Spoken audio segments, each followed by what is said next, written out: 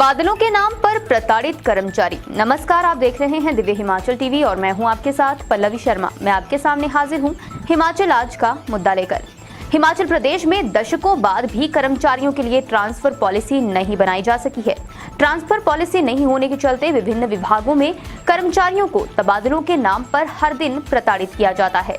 वे कर्मचारी ज्यादा ही दिक्कत में होते हैं जिनके तबादले राजनीति का आधार पर बिना पूछे कहीं भी कर दिए जाते हैं और इंटरवालों को रुकवाने या फिर एडजस्टमेंट करवाने के लिए कर्मचारियों को मानसिक तौर पर महीनों प्रताड़ित किया जाता है। ऐसे में अब फिर से आवाज उठने लगी है कि कर्मचारियों के लिए एक ट्रांसफर पॉलिसी बनाई जाए ताकि विभागाध्यक्ष स्वयं ही कर्मचारियों के तबादले करने में सक्षम हो। ये भी देखा जाता है जिन कर्मचारियों के राजनीतिक संबंध हैं या फिर जो कर्मचारी बड़े अफसरों के नजदीकी हैं, उन्हें वर्षों में एक ही शहर में रखा जाता है और जो सामान्य कर्मचारी हैं उन्हें कहीं भी कभी भी पटक दिया जाता है। तो ये सब तब तक चलता रहेगा जब तक हिमाचल प्रदेश में कर्मचारियों के लिए ट्रांसफर पॉलिसी नहीं बन जाती। अब देखना है सरकार आने वाले दिनों में इस नीति पर क्या रुख अपनाती है।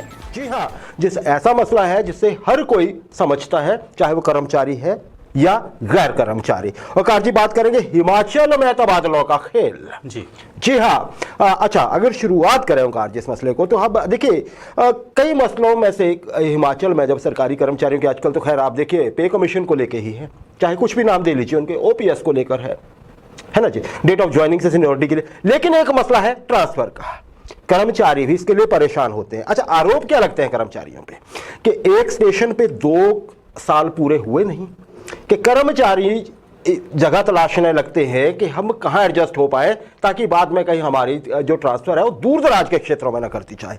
मतलब म्यूचुअल ट्रांसफर के चक्कर में होते हैं, ये आरोप लगते हैं। हमारा कहना नहीं है, ये विषय है कि ये आरोप लगता है। ओंकार जी, आप ये कैसे देखते हैं आप इस स्थिति को? क्या ऐसा है हिमाचल में? जी अनिल जी, 2 साल बाद तबादलों की चिंता किसी भी प्रताड़ना से कम नहीं है और बदलियों की ये सियासी रिवायत तो हिमाचल प्रदेश के विकास में सबसे बड़ी वादा है। अगर किसी कर्मचारी को 2 साल के बाद ये चिंता सताने लगे कि मुझे पता नहीं किस स्टेशन पे पटक दिया जाएगा, तो वो ना तो सही ढंग से काम कर पाएगा, मतलब किसी भी तरह से वो अपने आप को जो है वो स्थिर नहीं रख पाएगा। जी, बिल्कुल, बहुत बड़ी चिंता है। बिल्कुल। और देखिए इसमें समाज में मजाक बनाया जाता है कर्मचारियों का कि जी देखिए ये ऐसा करते हैं, लेकिन ये हम ध्यान दें कि कर्मचारी ने एक तरफ काम करना होता है और दूसरी तरफ उसका ये भी होता है कि कहीं वो उसकी जो जिंदगी है वो भी एक तरह से स्मूथ रहे। बिल्कुल। तो ओंकार जी, यानी कि आप ये समझिए कि दोहरी प्रताड़ना झेलनी पड़ती है कि सरकारी कर्मचारी को। एक तरफ समाज उंगली उठाता है, मजाक करता है कि जी आपको तो ट्रांसफर की चिंता है, दूसरी तरफ उसको परफॉर्म भी करना है और ये भी कि उसके घर परिवार गृहस्थी भी देखनी होती है, सारी चीजें। ओंकार जी, ये पुरानी रिवायत है हिमाचल में, कोई अभी की बात नहीं है। शुरू से जब से सरकारी हिमाचल सरकार है, कर्मचारी हैं, तब से सुनते आ रहे हैं हम। हाँ, जाहिर है जैसे जैसे कर्मचारियों की संख्या बढ़ती जाएगी ये हमें थोड़ा और ये रिवायत दिखेगी। जिम्मेदार कौन है ओंकार जी इसके लिए? दोषी कौन है?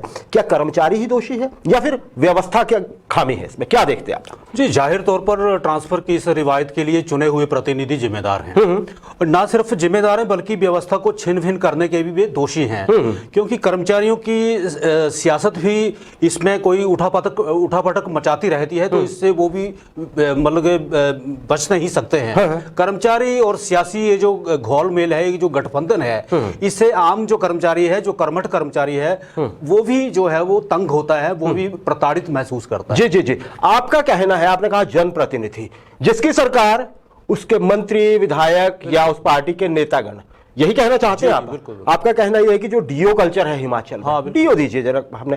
और ये हम सभी जानते हैं, ये कोई छुपा हुआ तथ्य नहीं है कि ट्रांसफर जो होती है हिमाचल प्रदेश में वो अधिकतर राजनीतिक आधार पर ही होती हैं, राजनेताओं की सिफारिश पर होती हैं। हम देखते हैं कतारें लगी होती हैं विधायकों के घर पे सुबह सुबह, है ना? यही होता है ना, है ना? या फिर कहीं आप डायरेक्टरेट में देख लीजिए, कहीं किसी विभाग में, शिमला में देख लीजिए, कतारें लगी हैं ट्रांसफर की। क्यों? क्योंकि सब कुछ पॉलिटिशियन के हाथ में है, व्यवस्था के हाथ में। ओंकार जी, इसके नजरिए से हम देखें तो माननीय कोर्ट ने अभी हाल ही में एक निर्देश दिया है कि कर्मचारियों के तबादलों में राजनीतिक हस्तक्षेप हरगिज नहीं होना चाहिए। और ये को पहली मर्तबा नहीं कहा है कोर्ट ने, बार बार कोर्ट कहता है इस चीज को लेके।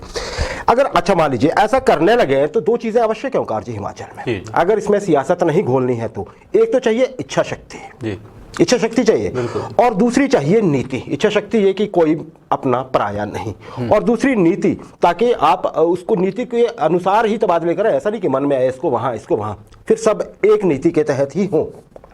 क्या करना होगा सरकार को, क्या लगता है?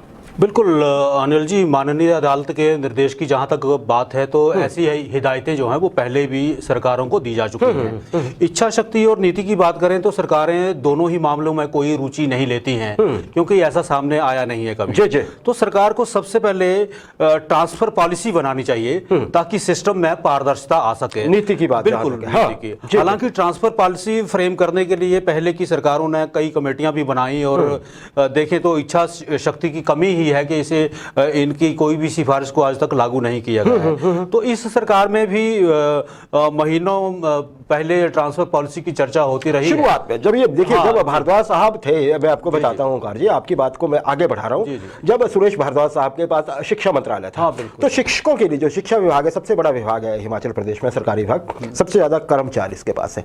तो शिक्षा विभाग के लिए एक नीति लेके आने वाले थे, उसकी बहुत सारी सिफारिशें बाहर भी आ चुकी थी, खुद बताई थी सरकार ने। अल्टीमेटली क्या हुआ, भारद्वाज साहब भी विदा हुए शिक्षा मंत्रालय से, और वो नीति भी पता नहीं कहाँ रखी गई। हालांकि उसमें भी कर्मचारियों का ये कहना था शिक्षा विभाग के कि सिर्फ हमारे लिए ही क्यों, हर विभाग के लिए क्यों नहीं। बात जायज भी थी उनका, क्या कहेंगे आप इसको? बिल्कुल ये जायज बात थी, क्योंकि एक ही वर्ग के लिए शिक्षा विभाग के लिए ही अगर ट्रांसफर पॉलिसी बनाई जाए तो दूसरे कर्मचारी जो हैं वो उनके लिए भी एक गाइडलाइंस जरूरी होनी चाहिए थी। जी, बिल्कुल सही है। अच्छा ओंकार जी, एक बड़ा दुर्भाग्य है प्रदेश का, सरकारी कर्मचारी, वो कर्मचारी जो डिस्ट्रिक्ट कैडर के नहीं है, मान लीजिए इवन डिस्ट्रिक्ट कैडर में भी, लेकिन जो डिस्ट्रिक्ट के नहीं है, जो स्टेट कैडर होता है, उन पे एक आरोप लगता है कि जी आप घर के पास चिपके रहते हैं। अब एक दूसरा पहलू भी है इस तस्वीर का जो बहुत विचार करने योग्य है, और ऐसे बहुत से भुक्तभोगी हैं। अगर ऐसा कोई कहे तो हम यहाँ पे मामले गिना भी सकते हैं, समय थोड़ा आगे हो जाएगा, लेकिन उसमें समय लग जाएगा। होता क्या है ओंकार जी, अक्सर ये देखने में आया है कि किसी भी क्षेत्र का विधायक जो होता है, अगर मान लीजिए को बाहर का कर्मचारी ट्रांसफर करवा कर या ट्रांसफर होकर उस वहां पे ज्वाइनिंग लेने पहुंचता है, तो वहां पे विभागों को अक्सर आदेश होते हैं विभागाध्यक्षों को कि किसी बाहर के बंदे की ज्वाइनिंग नहीं लेनी है, और ज्वाइनिंग अगर कोई देना चाहेगा तो मुझे तुरंत बताइए। और फिर उस व्यक्ति को अक्सर कई बार ये होता है कि ज्वाइनिंग वहां नहीं मिलती है, उसको फिर एडजस्टमेंट के लिए शिमला दौड़ना पड़ता है, फिर वो कहीं और किसी के पैर पकड़ता है, फिर वहां जाता है। अगर आप बात करते हैं स्टेट कैडर के एम्प्लॉइज की, ओंकार जी, यही होता है ना, घर से बाहर जाइए, ये भी कहते हैं जिला के बाहर जाइए, ये जिला में भी मत रही, जिला में भी ये प्रॉब्लम आ जाती है। जिला में भी ये होता है कि नेता जो होते हैं सत्ताधारी पार्टी के, ये इस सरकार की ही बात नहीं है, पहले भी, कि आप अगर मेरी कंस्टिट्यूएंसी के हैं तब तो मैं आपको यहाँ पे ज्वाइन करने दूंगा, अदरवाइज नहीं। कहाँ जाएगा कर्मचारी? एक तरफ समाज मजाक उड़ाता है, दूसरी तरफ नेता ज्वाइन नहीं करने देते हैं, बिल्कुल जाएगा तो कहां जाएगा कर्मचारी? क्या कहेंगे इस प्रथा के ऊपर? बिल्कुल अनिल जी, राजनीतिक आधार पर तबादले होते हैं, और संबंधित क्षेत्र का एमएलए तबादलों को लेकर ऐसे व्यवहार करते हैं जैसे उनके जानने वाले का तबादला हो गया या रुक गया तो उनकी वोट बैंक की तरह देखा जाता है कि मैं किसी आदमी को एडजस्ट करूंगा, उसके परिवार के वोट मुझे, बाहर का आदमी आएगा उससे मुझे क्या फायदा। ये एक पॉलिसी या एक अप्रोच होती है। कितना सहमत है आप इस बात से? बिल्कुल, देखिए स्टेट कैडर कर्मचारी कहीं भी ट्रांसफर हो सकता है, तो उसे संबंधित क्षेत्र के एमएलए की प्रताड़ना का शिकार होना पड़ता है। नेता की, एमएलए समझ लीजिए, नेता समझ लीजिए। बिल्कुल, क्योंकि वह स्थानांतरित व्यक्ति को ज्वाइन ही नहीं करने देता है, और वहां जो ऑफिसर ज्वाइनिंग वो हाथ जोड़ देते हैं कि जी वहां से बात कर लीजिए एमएलए साहब से। बिल्कुल, तो ये कर्मचारी और अधिकारी इस तरह से दोनों ही तरफ से वो प्रताड़ित होते हैं, और एमएलए को ये लगता है कि एमएलए कर्मचारी में पहले मतदाता ढूंढता है, और सबसे पहले वो ये भी देखता है कि कर्मचारी किस पार्टी से संबंधित है, तो मेरा वोटर है कि नहीं है। सबसे पहले तो ये देखा जाता है कि मेरा वोटर है कि नहीं है, चाहे अपनी पार्टी का सपोर्टर होता रहे। हालांकि स्टैम्प्ड नहीं होने चाहिए कर्मचारी, एक सर्विस रूल में भी आता है कि आप किसी पार्टी के नहीं हो सकते। लेकिन जब आप ज्वाइनिंग करने जाएंगे, कहीं पे आपकी ट्रांसफर हो जाती है या आप करवा लेते हैं, तो वहां पे ज्वाइनिंग ही नहीं। बहुत से मामले हमारे सामने हैं जहां पे गिड़गिड़ाना पड़ता है, ज्वाइनिंग। हाँ बिल्कुल, आपके विभागाध्यक्ष बोल देते हैं कि जी वहां चले जाइए, एमएलए साहब बोलेंगे हम तभी हमारे हाथ बंधे हुए हैं, क्या करें हम। तो ये होगा एक चीज है। अच्छा, एक और चीज देखें, भाजपा की बात कर लेते हैं। राष्ट्रीय अध्यक्ष भाजपा के जेपी नड्डा साहब हिमाचल आए हुए थे पिछले दिनों, अभी हफ्ता भी नहीं हुआ। ये खबर है कि उन्होंने हिमाचल के सभी मंत्रियों, विधायकों और कार्यकर्ताओं और बड़े नेताओं को यह कह दिया है कि कोई भी व्यक्ति बदली की सिफारिश नहीं करेगा। जी हाँ, ये तथ्य है कि ऐसा उन्होंने कहा है। ये विभिन्न जो क्रेडिबल सोर्सेज है उनसे पता चला है कि ऐसा कहा गया है। अब ओंकार जी देखना होगा कि ये क्यों, क्योंकि पक्का अगर राष्ट्रीय अध्यक्ष स्वयं ये कह रहे हैं और चुनाव सिर पे हैं, जाहिर उनके पास रिपोर्ट्स पहुंची होंगी। तो अब ये देखना होगा कि इस स्थिति में क्या अब सिफारिशें नहीं होंगी, क्योंकि ये कहा जाता है कि हिमाचल में नेताओं की आधी से अधिक राजनीति तो ट्रांसफर के नाम पे चलती है। बिल्कुल, क्या विचार है आपका? बिल्कुल, जेपी नड्डा ने जरूर कहा है कि तबादले नहीं होंगे और सियासी आधार पर तबादले कोई करता है तो उन्हें बताया जाए ताकि वो एक्शन ले सकें। नड्डा, देखिए नड्डा साहब खुद हिमाचल से हैं और उनके इस अभियान की यहाँ कोई अहमियत नहीं है जी। इसलिए नहीं है कि जब तक ट्रांसफर पॉलिसी नहीं बनती है अनिल जी, तब तक सियासी तबादले बंद नहीं होंगे, क्योंकि राजनेता जो हैं वो अपने मतदाता को कभी भी किसी भी कीमत पे नाराज नहीं होने देंगे। जी जी जी जी जी कहने का मतलब आपका फिर वही है ओंकार जी कि चाहे किसी के भी आदेश हो, आपको अभी भी ये ऐसा आशंका है कि नेता जो है वो अपने वोट बैंक को ही संबोधित करेंगे और वर्तमान में वोट बैंक सिर्फ अपनी कंस्टिट्यूएंसी है जहां से उनको चुनाव जीतना है या चुनाव लड़ना है कम से कम। तो कर्मचारी फिर कहां जाए ओंकार जी? बड़ी बात वही है, कर्मचारी पे तो आक्षेप उठा दिए जाते हैं कि जी आप तो चिपके रहना चाहते हैं घर के आसपास, कहां जाएगा कर्मचारी? अच्छा, एक और चीज इसमें देख लेते हैं, कर्मचारी संगठनों पे भी या कर्मचारी संगठन के नेताओं पे, सब पे नहीं कुछ पे ये आरोप लगते रहे हैं कि वो ट्रांसफर जो ये चीजें होती है इनको बढ़ावा देते हैं। कोर्ट ने भी कई बार, एक दो बार ये चीजें पीछे पॉइंट आउट की हैं। तो कर्मचारी नेता बजाय ट्रांसफर पॉलिसी के क्या ट्रांसफर करवाने को अपनी मर्जी के या अपने कुछ लोगों की ट्रांसफर पे क्या जोर देते हैं? क्या ये सही है छवि के लिए, या कर्मचारी क्या उससे सहमत होते होंगे? क्या लगता है? बिल्कुल, ये सही है कि कर्मचारी संगठनों पर तबादलों के आरोप लगते हैं और इसके लिए सरकार जवाबदेह है और जिम्मेदार भी है। इसके लिए नीति बनानी पड़ेगी, मैं बार बार कहूंगा, और शुरुआत सरकार को ही करनी पड़ेगी। अगर सरकार ट्रांसफर पॉलिसी पे नीति नहीं बनाती है तो ये सिलसिला अनवरत चलता रहेगा, इसको कोई रोक नहीं पाएगा, क्योंकि इसमें सीधे तौर पे सियासत जो है वो शामिल है। जी जी जी जी सियासत शामिल है। फिर वही बात है कि ऑनस किस तरफ होगा, कौन जिम्मेदार है, किसको जिम्मेदार ठहराएंगे? घालमेल है तभी कुछ हो नहीं पाता है, नीति के अभाव में। अच्छा, लेकिन अगर ओंकार जी ये कहें कि सभी कर्मचारी पाक साफ है, ऐसा भी नहीं है। जी है ना जी, समाज ही गलत है या राजनीति ही गलत है, नेता ही गलत है, ऐसा हरगिज नहीं है। कुछ ऐसे कर्मचारी हैं जिनको जुगाड़ू कहा जा सकता है। हाँ, हम वो शब्द इस्तेमाल कर रहे हैं जो हमारा नहीं है, जो उनके लिए कहा जाता है। कुछ कर्मचारी ऐसे हैं, या हम ये कहेंगे कि जो अपने संपर्कों के बल पे अपने घर के आसपास ही पूरी नौकरी काट देते हैं। खासकर बड़े शहरों में तो ये चीज़ अक्सर देखने में आती है। अब देख लीजिए ओंकार जी, जहाँ भी शहर है उसके आसपास के कोई भी आप सरकारी दफ्तर देख लीजिए, कोई भी स्कूल देख लीजिए, वो वहाँ पे कौन लोग हैं और को कब से जमे हुए हैं आपको पता है, हमें भी पता है बहुत सारे, और जो भुक्तभोगी हैं कर्मचारियों में वो भी जानते हैं।